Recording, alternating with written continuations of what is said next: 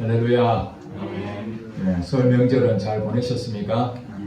예, 코로나 때문에 고향에 방문도 못하고 가족과 함께하는 시간도 갖지 못하는 어려움이 있었지만은 또 이렇게 건강하게 우리를 지켜주시고 이 시간 함께 예배 드리는 것을 하나님께 기뻐 받으실 줄로 믿습니다. 우리가 유교 문화를 우리나라가 오랫동안 지켜왔습니다. 유교 문화 가운데에 조상을 섬기는 마음으로 제사를 드립니다. 이 제사는 신령이나 조상의 넋을 그려서 음식을 차려놓고 정성을 다하는 그런 의식을 우리는 제사라고 말합니다. 그러나 우리가 한번 생각해 볼 것이 있습니다. 살아생전에 부모님에게 효를 다하지 못하고 불순종했던 자녀가 그 부모가 돌아가시고 난 뒤에 아무리 좋은 음식을 차려놓고 제사를 지내본들 그것이 무슨 효가 되겠습니까? 외적인 것을 잘 갖추고 부모에게 선물을 드리고 용돈을 드리고 최선을 다한다 하더라도 부모의 마음을 아프게 한다면 그것은 안 하는 것보다 못할 것입니다. 그렇다고 우리가 하는 그런 의식들이나 형식들이나 이런 것들이 다 잘못됐다 그렇게 말할 수 없지만 형식과 의식보다 더 중요한 것은 우리의 마음이라는 것입니다. 부모에 대해서 마음을 다할 때에 부모가 그 마음을 받아주는 것이지 마음은 거역하면서 겉으로는 그 부모를 공경한다 해본들 그 부모의 마음이 기쁨이 있겠습니까? 기독교도 이 제사가 있는데 구약에는 제사라고 말하기도 하고 신약에서는 예배라고 말하고 있습니다. 우리가 드리는 이 예배는 하나님을 공경하는 의미입니다. 경배하기 위해서 이 예배를 드립니다. 코로나로 인해서 지금 우리가 대면 예배를 그동안 드리지 못할 때가 있었습니다. 온라인 예배를 드린다는 새로운 그런 문화가 생기고 있습니다. 많은 사람들이 예배를 드리는데 온라인 예배를 드리는 것이 맞다 아니면 대면 예배, 현장 예배 드리는 것이 맞다 하는 것 때문에 참 예배에 대한 정의를 어떻게 내려야 될지 많이 어려움을 겪고 있습니다. 온라인 예배를 드리는 것이 하나님이 싫어하시는 것입니까? 물론 하나님께서는 성경을 통해서 우리에게 말씀하시기를 로마서 12장 1절 말씀에 너희 몸을 하나님이 기뻐하시는 거룩한 산 제물로 드리라. 이것이 너희가 드릴 영적 예배다. 그렇게 말씀하셨습니다. 그러므로 하나님은 우리 안에 계셔서 우리 예배를 받으시는데 하나님이 기뻐 받으시는 예배는 우리의 마음을 다해서 산 제물로 하나님께 드려지는 것이죠. 내 가지고 있는 고집과 내 가지고 있는 모든 것을 다 죽음으로 다 끝을 내고 오직 하나님만 나의 주인으로 여기고 주님을 경배하는 그 마음 그것이 바로 하나님이 기뻐 받으시는 예배가 아니겠습니까? 그럼에도 불구하고 현장 예배의 중요성을 우리가 무시할 수가 없습니다. 왜냐하면 우리가 음악을 좋아하죠. 음악을 듣는 데에 여러 방법들이 있습니다. 요즘은 음원을 유튜브를 통해서 많이 듣습니다. 그 가수들이 부르는 노래를 다운받아서 즐겨 듣지만은 그렇다고 해서 그 노래 듣는 것으로 족합니까? 실질적으로 그 가수가 콘서트를 열 경우가 있습니다. 현장에서 드려지는 이 음악, 노래 이것이 우리가 온라인을 통해서 유튜브를 통해서 듣는 것과 비교가 될 수가 있겠죠. 똑같은 음악이지만은 현장에서 드려지는 감동은 또 다른 것입니다. 우리가 그 비싼 돈을 주고 콘서트장에 가서 음악을 듣는 이유는 그 현장에서의 감동이 있기 때문에 그렇습니다.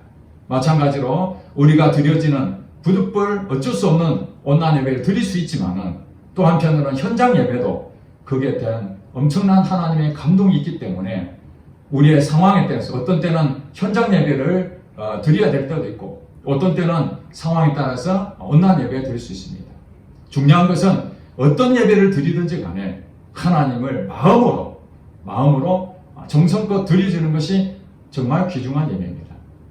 그런데 우리가 예배를 이렇게 소중히 여기면서도 우리가 이 예배를 너무 지나치게 강조하다 보니까 다른 하나님께서 주시는 우리에게 지켜야 될 명령들이 많이 있는데 그것을 쉽게 생각하는 경우가 많이 있습니다. 성경 전체를 봤을 때 하나님 주시는 그 명령에 첫째와 둘째가 있는데 첫째는 하나님을 사랑하는 것입니다. 마음을 다하여 뜻을 다하여 힘을 다하여 주 너의 하나님을 사랑하라. 이것이 첫째 되는 계명이요. 둘째는 무엇입니까? 내 이웃을 내 몸과 같이 사랑하라.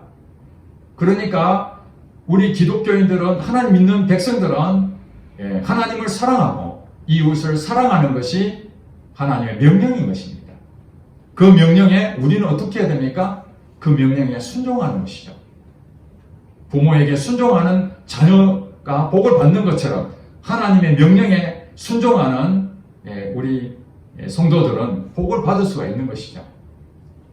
이것을 명심해야 되는데 우리가 현장 예배를 고수하다 보니 이 코로나 시대에 주변의 이웃들에게 혹시라도 배려하지 못하고 우리가 드려지는 이 소중한 예배 때문에 우리 이웃들에게 오히려 더 피해를 주고 민원이 제기가 되고 그래서 교회의 사명을 잃어버리고 지탄을 받는 일이 너무나 많다는 것입니다. 심지어는 우리 내부적으로 어떤 하나님의 일을 추진하기 위해서 서로 언언하다가 서로 뜻이 맞지 않아가지고 두 패로 나눠져서 서로 갈등하고 싸우는 가운데 이제는 같이 함께 예배 못 드린다 해서 한쪽에서는 본당에서 예배 드리고 한쪽에서는 교육관에서 예배 드리는 웃지 못할 광경이 벌어지고 있는 것입니다. 한 지붕 밑에 두 자녀가 서로 싸우고 있는데 그 부모가 즐거울 리가 없지 않습니까? 교회도 마찬가지입니다. 서로 사랑하라고 하나님 말씀하셨는데 사랑보다 옳고 그름에 앞서서 서로 상처를 주고 마음을 다하지 못하는 그런 상태에서도 11시 주일 오전 11시만 되면은 각각 흩어져서 예배를 드리고 있는 우리 모습을 보면 하나님 얼마나 아프겠습니까? 우리가 드려지는 이 예배가 하나님 받으시는 예배가 되어야 되는데 우리 조상들을 섬긴다고 부모에게 효를 다한다는 마음으로 1년에 수많은 제사를 드렸던 우리 조상들이 살아생전에 부모를 공경하지 못하고 이제 돌아가시고 난 다음에 후회하고 아무리 좋은 것으로 음식을 차려놓고 죄를 지내본들 그 돌아가신 부모님이 다시 살아 돌아오시겠습니까? 그것을 기뻐 받으시겠습니까? 평소에 순종하고 평소에 그 마음을 살펴주는 것이 죽어서 아무리 좋은 무덤을 치장하고 정성을 다하는 것보다 더 낫지 않겠습니까? 하나님도 똑같다는 것입니다. 오늘 본문 내용에 여러분 다 읽으셨습니다. 시간 관계상 처음부터 다 내용을 다 읽지 못했지만 제가 간략하게 말씀을 드리면은 하나님께서 애굽 땅을 이스라엘 백성들에게 출애굽시킬 때에 아말렉이라는 그 족속이 있었는데 아말렉이라는 족속이 이 이스라엘 백성들을 돕지를 않았습니다. 하나님의 백성들을 돕지 않은 그들이 죄를 범했던 것입니다. 그래서 그 은혜를 갚지 못한 그들에게 하나님께서는 이제 시간이 되어서 그들의 죄를 물을 때가 오게 된 것입니다. 이제 이스라엘 백성들은 하나님께서 사울이라는 사람을 왕으로 세우셔서 첫 번째 왕이었습니다. 그리고 사무엘이라는 사사 겸 선지자였던 하나님의 말씀을 순종한 이 사무엘을 통해서 사울에게 하나님께서 말씀하십니다. 명령하신 것입니다. 이건 해도 되고 하지 않아도 되는 것이 선택이 아니라 반드시 해야 될 일이었습니다. 그것은 무엇이냐면은 15장 3절에 그렇게 말합니다. 지금 가서 아말렉을 쳐서 그들의 모든 소유를 남기지 말고 진멸하되 남녀와 소아와 젖먹는 아이와 우양과 낙타와 나귀를 죽이라 하셨나이다. 사무엘을 통해서 사울 왕에게 전했던 말씀은 그것입니다. 이제 그 죄가 있었던 아말렉 족속을 이제 쳐라. 그리고 그들의 모든 소유를 남기지 말고 다 진멸해라. 사람도 죽이고 짐승도 모두 다 죽여라는 것이 하나님의 명령이었습니다. 그래서 이 소식을 듣고 이제 사울은 백성을 소집하고 군사들을 모아서 아말렉을 치게 됩니다. 그래서 그 아말렉 왕 아각을 사로잡고 그 나머지 사람들을 다 죽이고 9절에 보니까 사울과 백성이 아각과 그의 양과 소의 가장 좋은 것 또는 기름진 것과 어린 양과 모든 좋은 것을 남기고 진멸하기를 즐겨 아니하고 가치 없고 하찮은 것을 진멸하니라. 이렇게 그들은 행동을 했습니다. 자, 여러분들 앞에 하나님께서 말씀하셨던 내용과 이 사울왕이 이제 그 말씀을 듣고 어떻게 했는지에 대한 부분을 우리가 비교할 수 있습니다. 사울과 백성은 다 죽이지 않았다는 것입니다. 오늘 본문에 보니까 가치 없고 하찮은 것은 진멸하고 매우 좋은 것들은 남겨뒀다. 이렇게 말하고 있습니다. 그때 하나님께서는 이 사무엘에게 나타나셔서 내가 사울왕을 왕으로 세운 것을 후회한다. 11절에 보니까 나를 따르지 아니하고 내 명령을 행하지 아니하였기 때문이다. 이렇게 하나님께서 사울왕을 왕으로 세운 것을 후회한 내용을 분명하게 말씀하십니다. 나를 따르지 아니하고 내 명령을 행하지 아니했다. 하나님 말씀은 모든 것을 진멸하라. 모든 소유를 다 죽여라고 말씀하셨는데 그 중에 하찮은 것만 죽이고 좋은 것들은 남겨둔 이것이 하나님의 말씀에 순종하지 아니했다는 것입니다.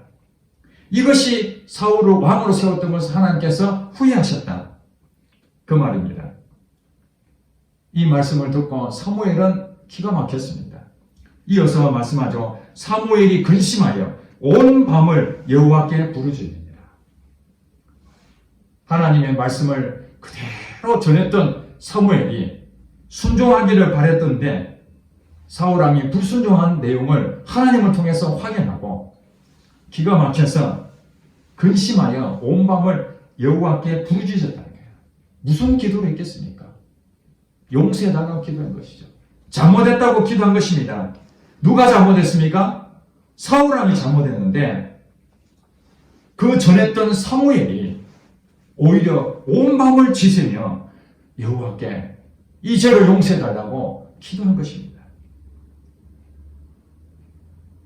성도 여러분들이 하나님 말씀을 전하는 목사를 통해서 하나님께서 여러분에게 말씀했을 때 성도 여러분들이 그 말씀에 순종하지 아니하고 불순종하게 되면은 목사들은 밤을 새서 하나님께 용서하라고 그렇게 기도하는 것입니다.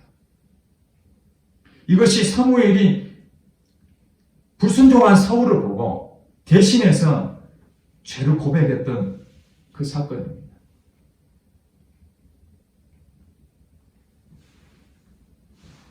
여러분들이 죄를 범하는 것으로 끝나는 것이 아니라 여러분 낳아준 그 부모가 가슴을 아파합니다. 학교에 갔는데 그 자녀가 말씀을 피워서 선생님이 부모를 모셔오라 그럽니다.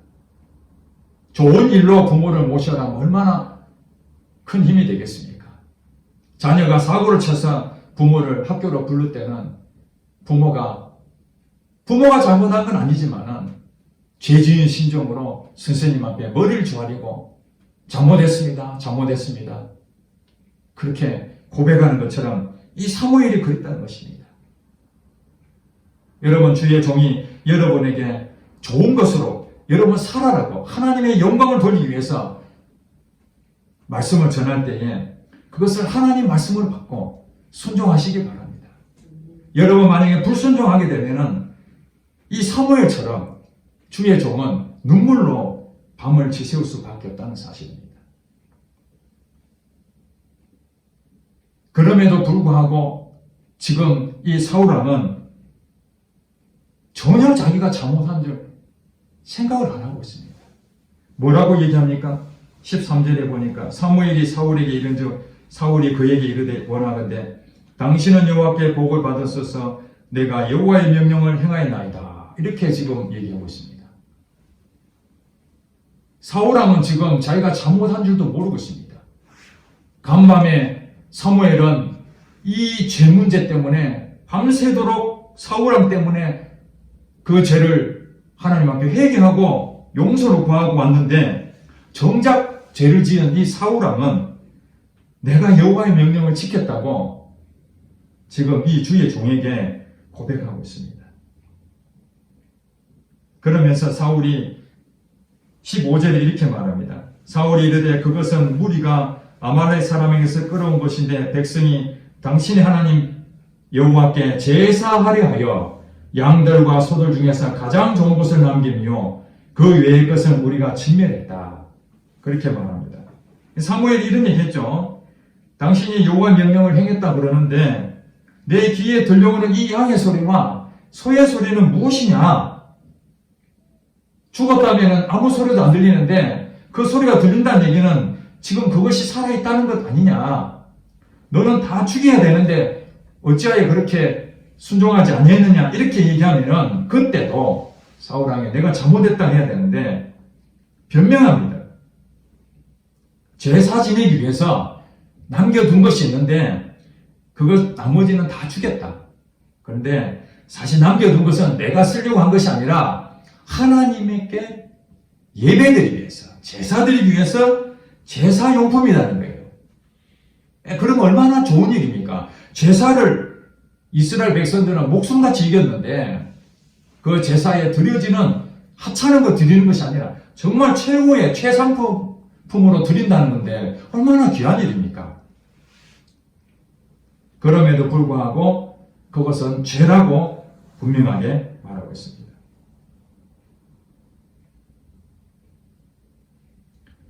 19절 한번 보겠습니다. 19절.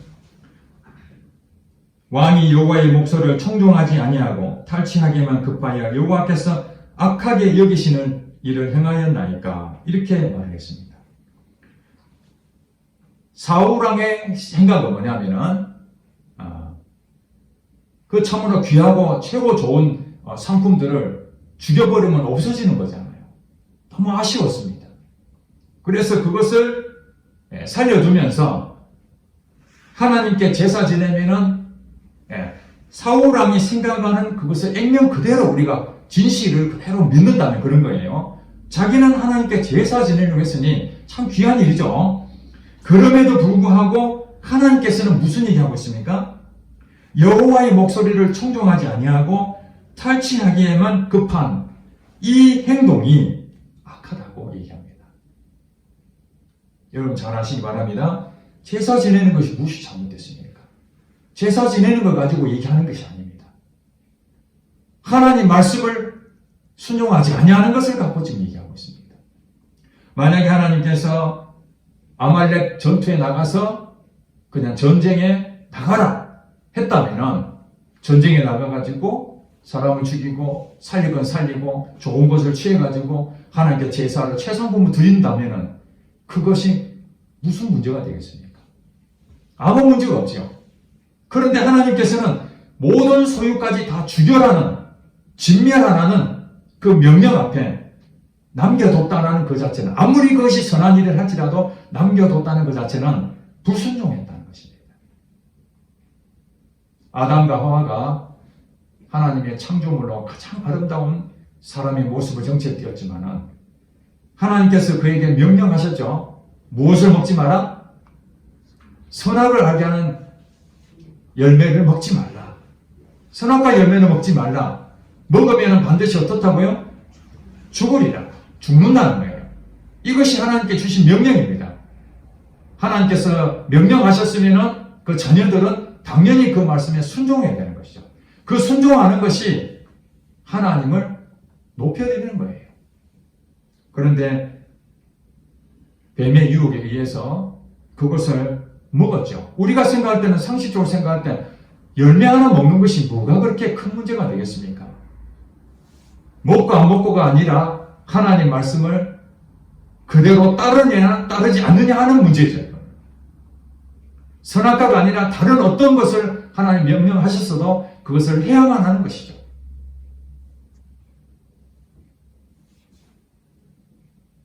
그러므로 그 얘기를 사울왕이 하니까 사무엘이 이런 얘기를 합니다.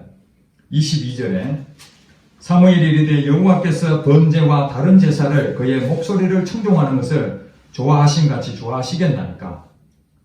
순종이 제사보다 낫고 듣는 것이 순양의 기름보다 낫다. 분명하게 얘기합니다. 제사를 지내기 위해서 남겨뒀다.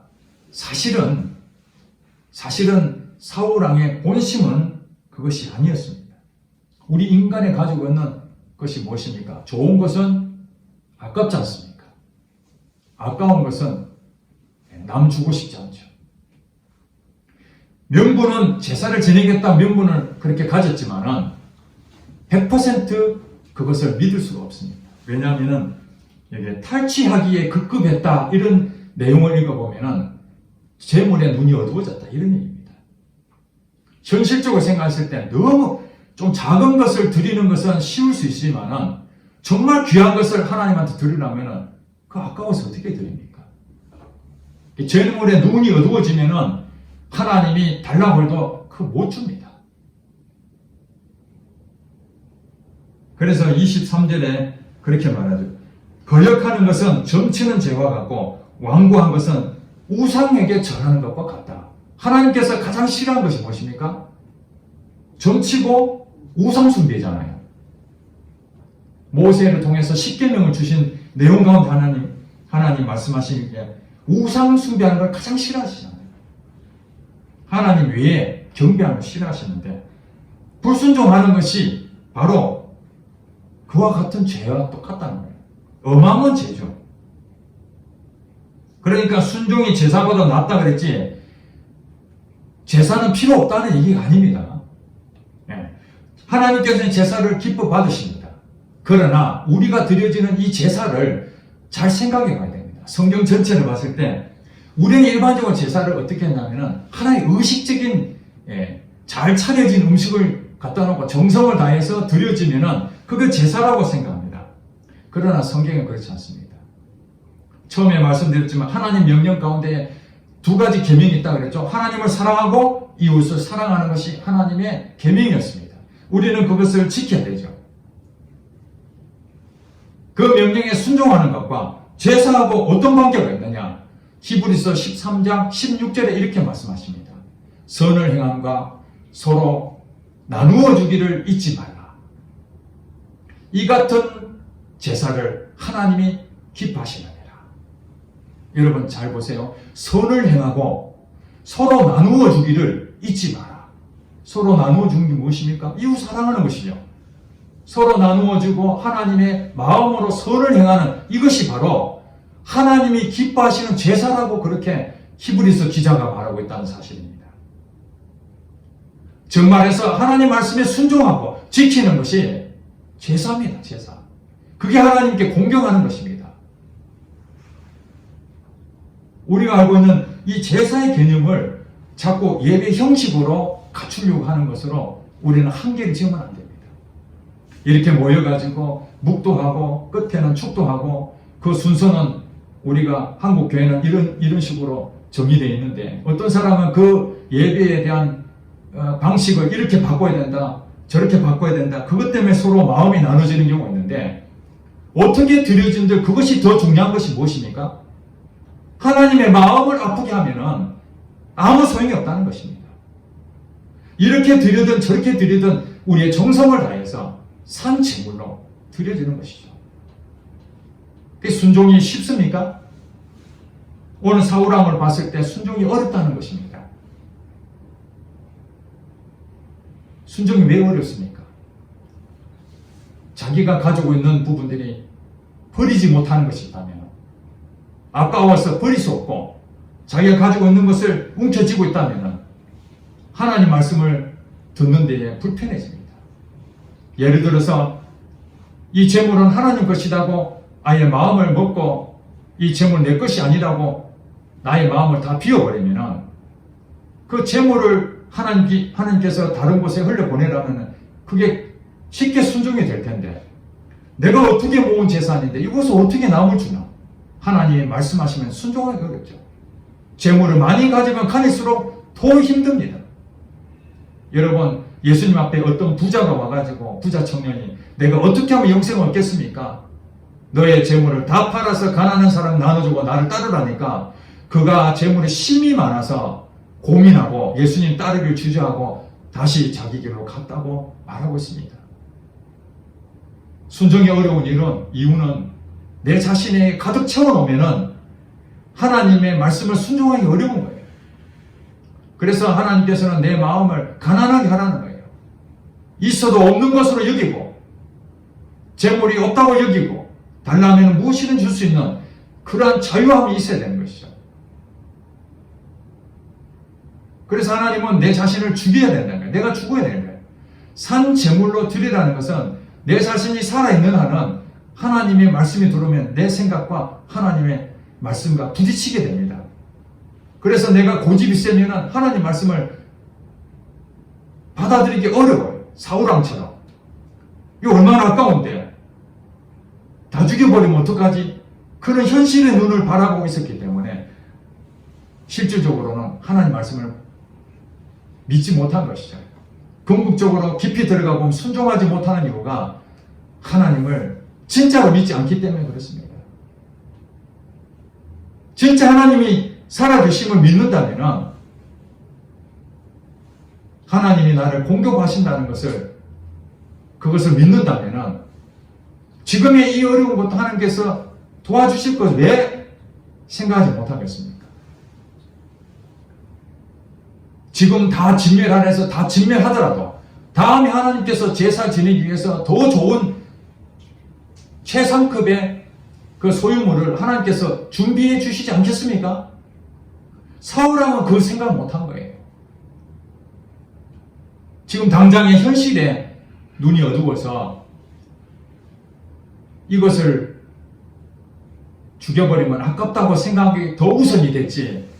이거 다 죽여도 하나님께서는 또 언제든지 제사 지낼 그런 최상급의 재물을 주실 수 있는 것이고 또 이 나라가 더 크게 부강할 수 있도록 하나님께서 역사하실 것이라는 것을 사울왕이 믿었다면 순종은 쉬웠을 것입니다. 그러므로 우리가 순종하지 못하는 것은 내 자신을 봐야 됩니다. 내 자신이 순종할 수 없는 지금 상황에 와 있는 거예요. 하나님께서는 그래서 나 자신을 죽여라. 너의 생각을 내려놓고 너 자신을 부인하고 너가 옳다고 생각하지만 다 옳은 것이 아니다. 옳고 그른 걸 내려놓고 하나님 말씀에 단순하게 순종해봐라. 단순하게 생각. 사단은 복잡하게 우리 생각을 부추기지만 하나님은 우리를 단순하게 하나님 말씀은 명쾌합니다. 하라 하지 마라. 뭐 더 생각할 것이 무엇이 있습니까? 자꾸 생각한다는 것은 내 생각이 자꾸 나오는 것입니다. 내 기준에 내가 바라보건대 이건 아닌 것 같은데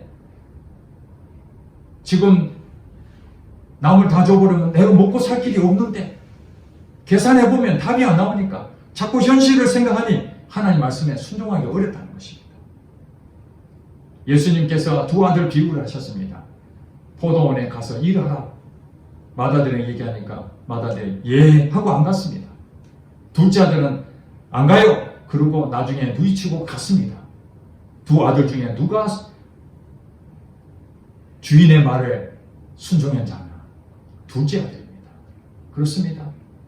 지금은 내가 순종할 수 없는 부분 때문에 있었지만 그걸 누이치고 내 자신이 잘못했구나. 하나님 말씀에 순종하지 못했구나. 지금이라도 하나님 말씀에 순종해 가야 되겠다. 이러고 둘째 아들처럼 행동하면 바로 하나님 말씀에 순종한 자가 되는데 오늘 말씀을 듣고 아멘 하고 맞습니다. 순종하는 게 맞습니다. 사울왕처럼 살면 안 됩니다. 그렇게 하고 다시 여러분 현장에 돌아가서 하나님 말씀에 순종하지 아니하고 여러분 생각대로 살아간다면 큰아들과 똑같다는 불순종한 것입니다. 말로만 예, 아멘 한다고 되는 것이 아니라 내 자신을 먼저 다 비우고 겸손하게 엎드려서 하나님 나는 부족한 자입니다. 순종할 수 있는 그런 부분이 너무나 부족한 자입니다.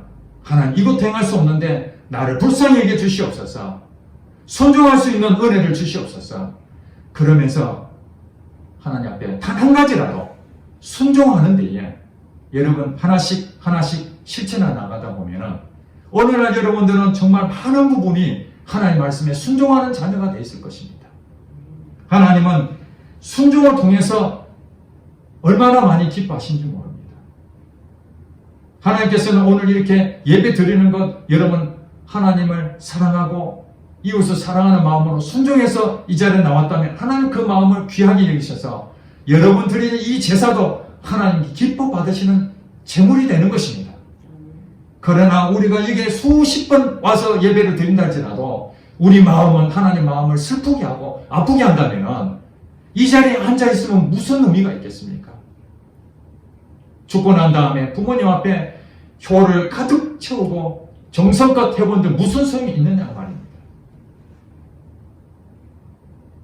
우리 마음을 다하여 뜻을 다하여 힘을 다하여 하나님을 사랑하고 내 이웃을 내 몸과 같이 사랑하라는 이것이 바로 하나님이 기뻐하시는 제사고 순종의 열매라는 것을 믿으시고 여러분 말로만 아니라 한 가지라도 실천하는 여러분 되시기를 제가 축복합니다.